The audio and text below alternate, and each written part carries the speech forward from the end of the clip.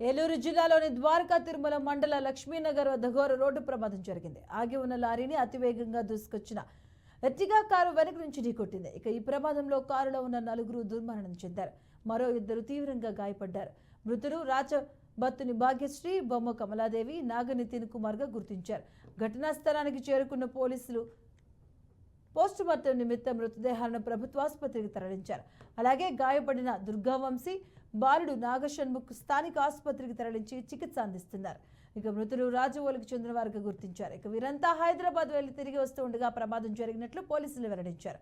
Case నమోదు చేసి పోలీసులు దర్యాప్తు చేపట్టారు.